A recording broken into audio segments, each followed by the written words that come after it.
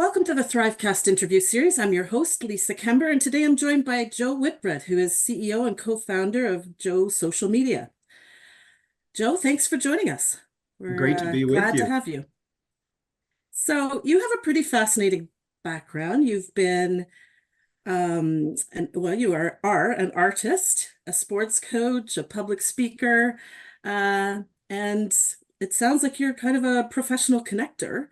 And you run an agency. That's a lot going on. Tell us a little about that. Yeah, I appreciate that. I grew up a British Columbia boy and now live my adult life in Alberta, and I've had a lot of different careers, a lot of hats, mainly in the traditional broadcast world. I've had an opportunity to be on television and on radio. Obviously, that takes you to the stage, live event, public Hmm. speaking, and MC For work is sure. part of that. And voiceover is something that I've always sort of done as well. So when you add all of those things in, all of a sudden, in the early part of 2006, 2007, the social media platforms really, started becoming where everyone moved, which I'm sure we'll get Hmm. into plenty. So traditional media turned into social media. And when you've got broadcast experience, we've recognized that these channels become a broadcasting voice. And so I was not only hired or acquired by brands or agencies, but I began one myself. And it's really been, a successful career in a little bit of traditional and a whole lot of Hmm. digital. And who knew at my age, born in the 1900s, as I like to say, uh, that I'd be offering advice on the digital platforms as much as on the traditional ones. Yeah, interesting. Interesting how we journey to this in some cases. So tell me about the agency. What is your focus? How does it work?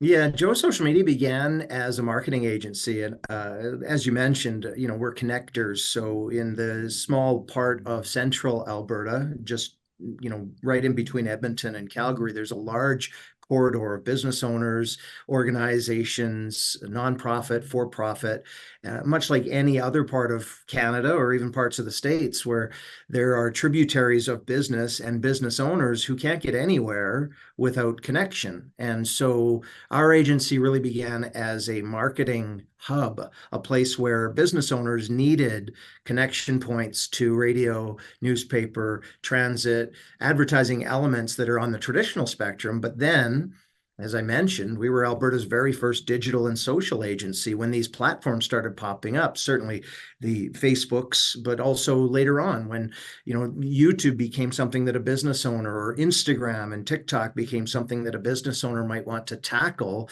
There was no contact point other than the Silicon Valley with an email or a direct message. And so what our agency did first, I'm very proud of, is become a contact point to these large billion-dollar organizations. If you needed Facebook support, you were just registering a ticket on Facebook. If you needed someone to help you on Instagram, you could find out from a podcaster or a YouTuber in New York City. But what did it mean to a local economy to be a business Hmm. owner or need Little network? different game. Yeah. So on LinkedIn, Instagram, X, which was formerly Twitter, and Facebook, all of these channels are human used algorithms. And then the algorithm gets all kinds of complex. So we just became a visible place, no different than a radio station or a newspaper, from 100 years ago, a place to go in, learn about advertising as a business owner. They do what they do well. We do advertising well. And it just allowed us to be a connector. Well, that's awesome. So when you look back over the last number of years, what have been a couple of highlights? Oh gosh, there's been so many. It's our 12th season, and which is incredible in the social media world. I say, we all think of dog years. Your dog might be 7 years old, but that might be 40 or 50 years old in dog years. Social media is a Right. lot the same. Facebook might only be 14, 15, 16 years old, but in Yeah. digital terms, it feels like we've all been there for 25, 30, 50 years because our Right. grandparents are now using these channels. So there's been lots of highlights. Certainly being the first hasn't always been easy. Cutting the path for what you're allowed to be online as an agency would be a highlight, but also very difficult. You know, traditional channels where I came from, radio, television, newspaper, traditional advertising channels have seen, certainly they'd admit, and we can all see a fall in advertising because Hmm. of the accessibility of these channels by even the very stations that are protesting against it. So every radio station, every newspaper, every writer, every on-air personality has social media now, and yet we're watching the fall of varying degrees of local programming on traditional channels, or at least the syndication, where we're Hmm. seeing it come from large centers. So I think one of the highlights for me is in growing an industry, but without the nefarious nature, really teaching these media entities, these very, very large media entities, that social media is not the problem, it's a solution. Uh, and Hmm. and I think another major highlight for me personally is in speaking in schools with kids, educators, parents. Because I'm a professional public speaker, I've really brought home the idea that we cannot ignore, ban, or forbid these channels from our kids if we expect them to be safe online. Instead, we have to have open and honest conversations, no different than the conversation we have to have about the birds and the bees and drugs and alcohol.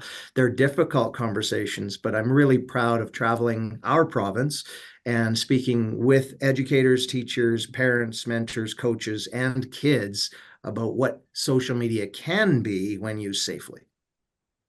You're a parent yourself, so part of that has to come from being concerned about your own kids and making sure they're wise online. Absolutely. Any parent listening or watching has huge and very valid concerns about social media and online behaviors. I'm a parent too. These are not, there's unicorns and rainbows in storybooks, but online there's real, terrifying and horrible things that can happen. But I'll remind everyone listening to this, parents, aunts, uncles, grandparents, or even just people who know that children are growing up in a digital world, that these channels provide us with great opportunity and connection as well. I'm not here to paint them in a light that they shouldn't be painted in. However, it's important to understand that with most things, our human brain is designed to look for the dangers first. When the caveman left his or her cave, they would look for the saber-toothed tiger, not just for butterflies and food. And we have been conditioned, evolutionary, to look for danger. And so when social media comes around for an entire generation that didn't have it, it is only natural that we will look for and concentrate on all that is bad. Just remember that in the eyes of your 8-year-old, 10-year-old, or 12-year-old who don't yet have the wherewithal to understand these channels, that YouTube isn't as bad as you think to your 10-year-old. That doesn't mean you can't have important conversations about safety and online behaviors. And that's exactly what has to happen. Instead of banning and forbidding because we think the saber-toothed tiger is going to eat us, we have to have important conversations about teaching our kids to peek their head out of the cave, look for danger, and then go explore the butterflies and food. Right. I love it. What a great analogy. Thanks.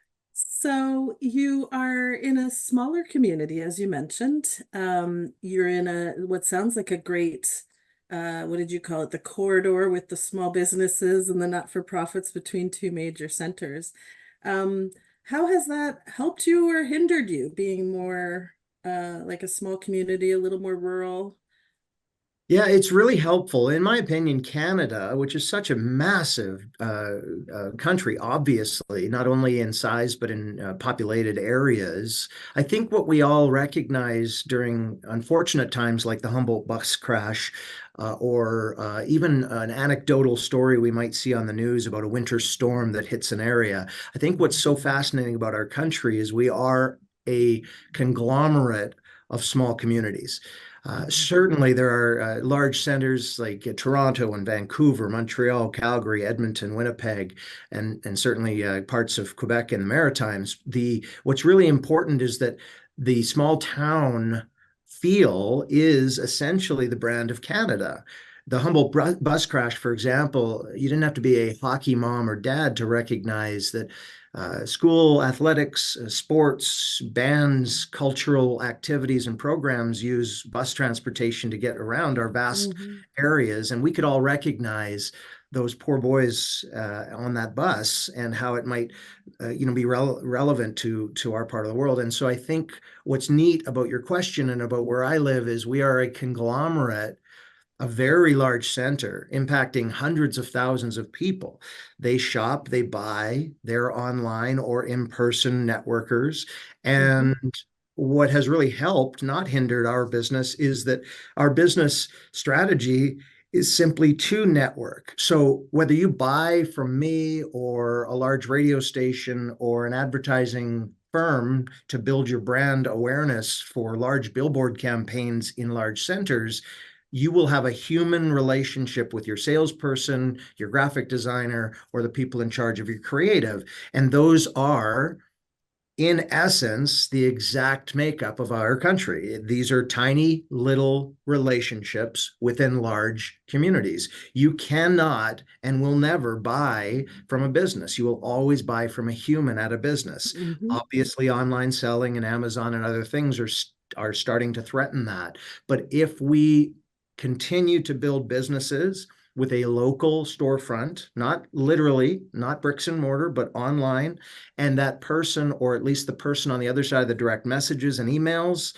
is no different than the person on the other side of the general store door, we will continue to have community and we will continue to have networking. And that's quite literally what social media is. It's just global and exponential, and we have to wrap our heads around that.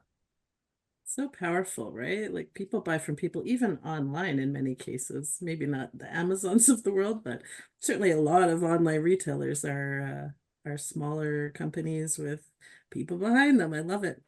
Absolutely. One of the things that we talk about at the Thriving Agency in our agency peer groups is all around clients and building value for clients. So what's your philosophy of that? Being in a smaller community, I would imagine the people you're doing business with, you've gotten to know over the years in some capacity, in many cases. So, how do you drive additional value compared to just the personal relationship you have? Yeah, value is in trust, whether it's a personal relationship or a professional one. Developing or establishing that trust is essential. It's not just something that's an additive. It has to happen. If you don't have it, then contracts don't happen or they're canceled. And so establishing a trust factor comes in a variety of ways, not all that unlike a reputation. The more things change, the more they really stay the same. Well, we are all participating in online listening, consumerism, posting, publishing, and sharing. This is not all unlike the coffee shop of the old 1800s or maybe early 1900s. That established trust doesn't come necessarily from a conversation you're going to have with a CEO or a manager or even a sales associate. The established trust is going to come from three other people who are going to either vouch for you or negatively vouch for you. We witness referrals online all the time. We ask for them and sometimes we give them, but those referrals have always existed. The Mhm. hearsay or the reputation management of human beings within a company or the company itself always precedes the marketing or the expenditure. So any advertising, paid or organic, is definitely an additive and can help Mhm. persuade. But for the most part, in a small, a small network or a small geographical area, or even a community that's larger but small industry standards, your reputation precedes you. If it Mhm. doesn't, and you're brand new to an industry or you're unknown, then you've got to do the hustle. You've got to meet and shake and kiss and be a part of the communities you're in through a variety of Mhm. means, obviously. There's ways to exponentially do that, as we all know now. There's ways to, as I said, persuade the perception of how much you give or what you give. But for the most part, authenticity will always come out, especially on social media. We will know who you are eventually. So you might as well be exactly who you are because others are always watching. I have a curiosity question for you, Joe. I was having a conversation with another agency principal, gosh, I don't know, a couple of weeks ago, and they were talking about how somebody had made a call. to an individual who was like a cold call to an individual who was represented as a testimonial on, you know, I don't know where it was exactly, website or Google review, but they picked up the phone and called them and asked what they thought. And this person was upset by that. Do you think, what's your thought on that? Uh, well, just understanding the circumstance, there's a variety of ways that we are all offended now. So I'm not sure, again, with that short anecdote, I'm not sure what would upset someone for being pursued. If anyone Mhm. phones, direct messages, emails, if I'm pursued by anything, just like this podcast opportunity, there's always decorum and kindness to find out, Mhm. unless, of course, there's sales solicitation and someone wants me to purchase or buy or do. And that's sometimes where the offense might come. But I'm not sure I understand where the frustration would come from in a simple pursuit, unless it was done unkindly or nefariously. I think they just picked up the phone and called the individual rather than asking for access to the reference. So, Yeah. Yeah, mm, we have it was a bit of a debate. I appreciate the debate. You know, I've often said that our grandparents and our parents have lived in a world where when the doorbell rang or someone knocked, you answered it. When the Hmm. phone rang, which it doesn't even do anymore, and I mean like audibly rang, now they just buzz or they blink. Right? Um, we answered it. 50 years ago, it was rude not to answer the door. We have flipped that, and we all know this, and anyone listening and watching knows that sometimes you run and hide. If there's someone on your doorstep, whether there's a lanyard around their neck or not, if they've got an iPad or a clipboard or they're selling something, and so you run and hide. I don't think that's even necessarily on the funny side. It's quite literally true. We don't answer the door. It's true.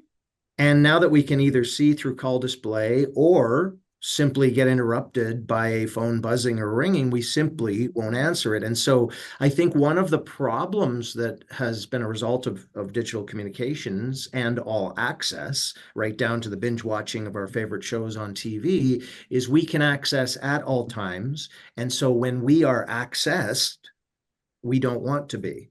And so Mm, I think one of the within this debate, I think one of the the terrible things that has happened as a result of digital and anytime communication is we don't want to. I hmm. think I remember receiving mail as a child. It was real mail. I mailed away for something, something arrived, it was addressed to me, and it was for me. Yeah.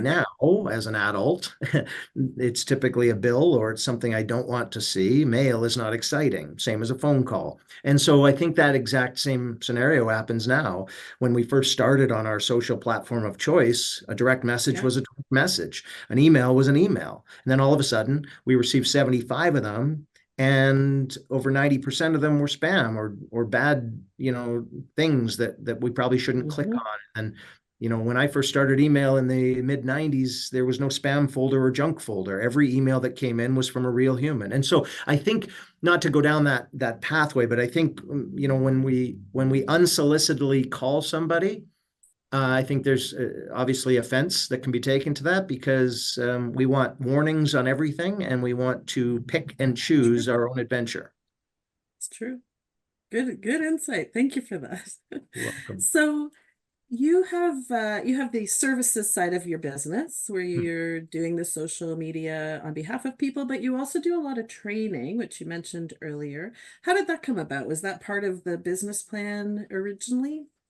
Originally, training was always a component of what we do by means of actual training seminars and courses with workbooks that we write and create, but also through consultations or strategic implementation. So it's really complex what a business XYZ Incorporated might need for their business if they actually sell products or services, or potentially it's a nonprofit organization. So one size does not fit all in social media. Many just need brand representation. So they're not selling you anything, they're just showing you that they're executing on behalf of stakeholders or people.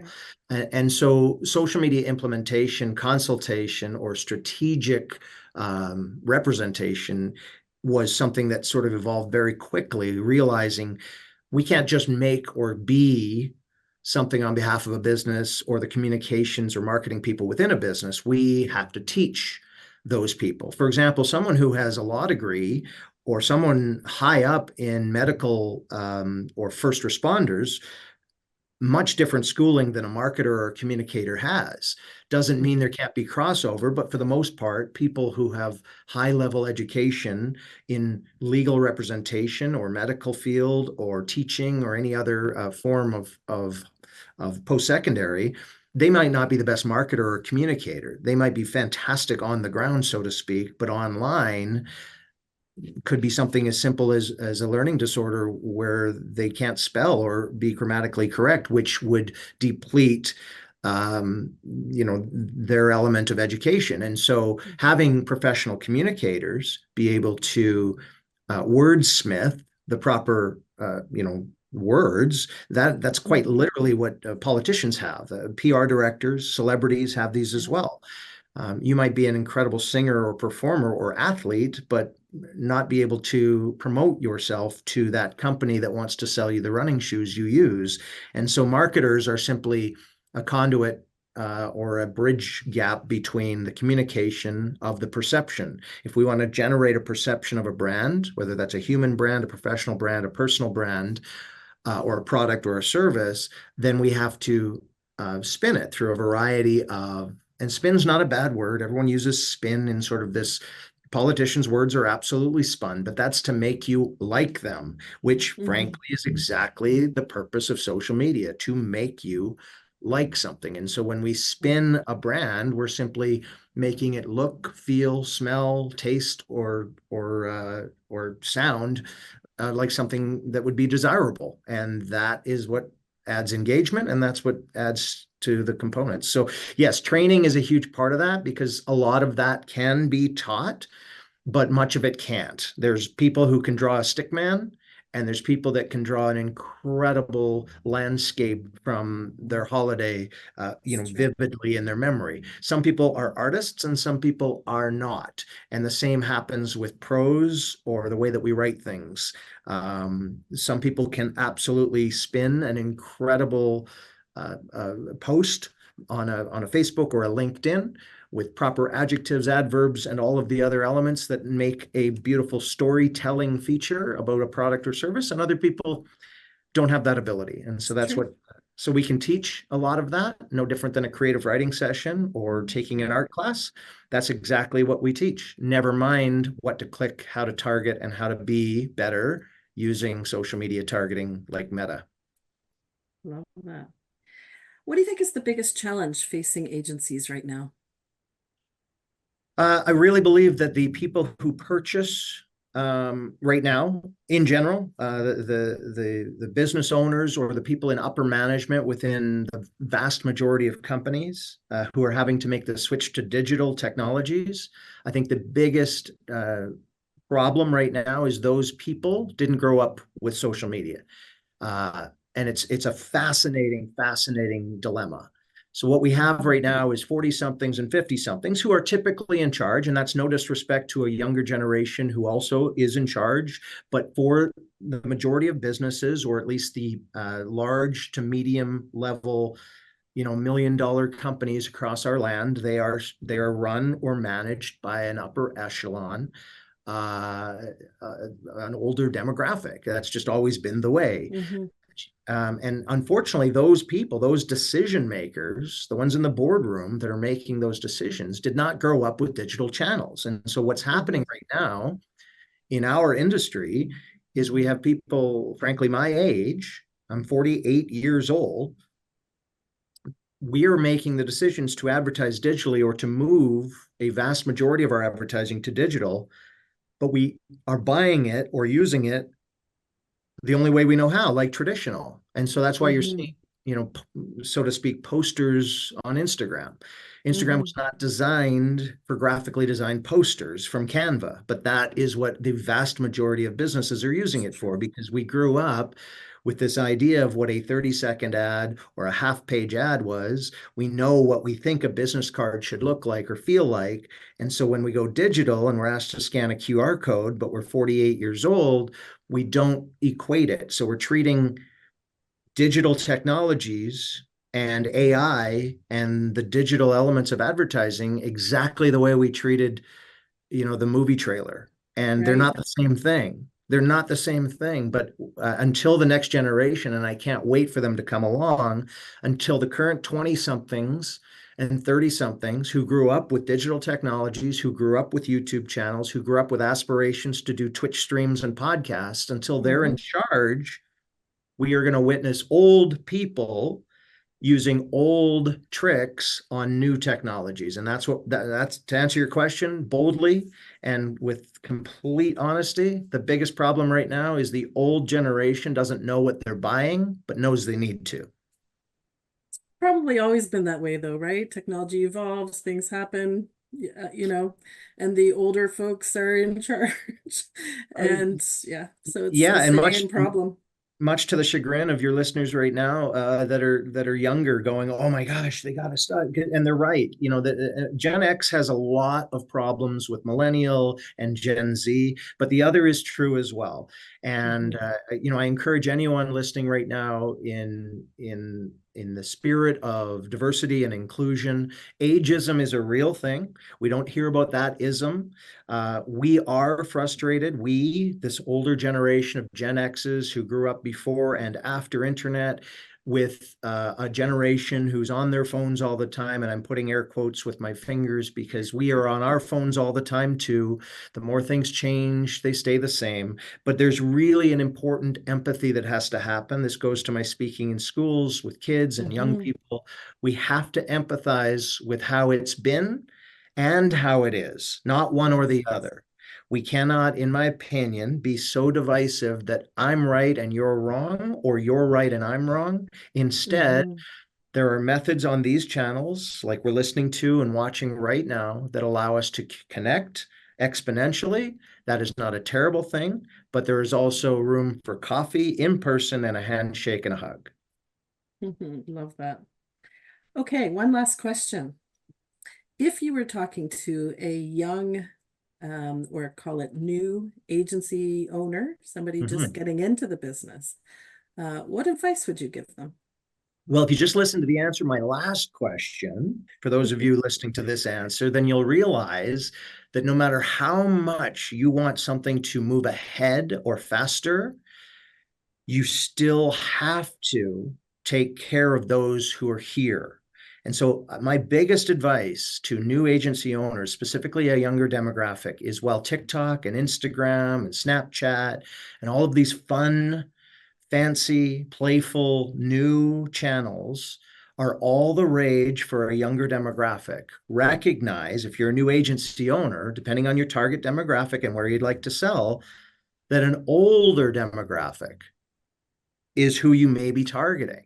I see so often new agency owners they claim they're social media experts. And when their resume lands on my desk and they want to get hired or they want to collaborate with us, I ask them basic questions about LinkedIn. They're not on it, they don't use it. Mm.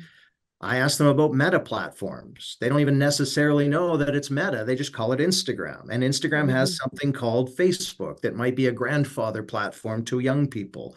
So I recognize the value of TikTok. I scroll it as well. I recognize the value of Snapchat, but that's a one-on-one platform, not a business platform that's easily manipulated, and it's expensive. If you're a new agency owner, don't concentrate necessarily on the shiny new thing or the content of the shiny new thing. Remember that a hair salon or a lawyer or a hardware store needs a good Facebook presence, and that the business owner, CEO, management, or board of directors also has incredible benefits on their LinkedIn personal channels Mm. that aid their business. And so, if you're an agency owner, don't concentrate on the shiny new only, because that's not social media management. That's Instagram management. That's Right. Snapchat management. This is a digital channel now. SEO, Google representation, Facebook, Meta, and LinkedIn are all valuable channels, and X isn't going anywhere. So if Mhm. you're not on Twitter or didn't like Twitter, maybe start thinking of Threads along with X, because there's a whole bunch of opportunities and audiences that your clients or customers will need on those channels. So don't put yourself in a pigeonhole. Thank you for that. Great advice. Joe, I'm so glad you joined us today. Thanks for being here. And to those of you who are listening online, thanks for joining us, and I look forward to seeing you on the next episode. Thanks, Joe. You're welcome, Lisa. Thank you very much. I appreciate you doing this. I appreciate your time, and I will be in touch when this is done. And I'd love to sit down sometime and chat with you more and just get to know you a little better. So maybe we do Uh, that too after I get you the episode, okay? Absolutely. Keep me posted and great to chat with you. All right, thanks so much. Okay, bye-bye. Bye.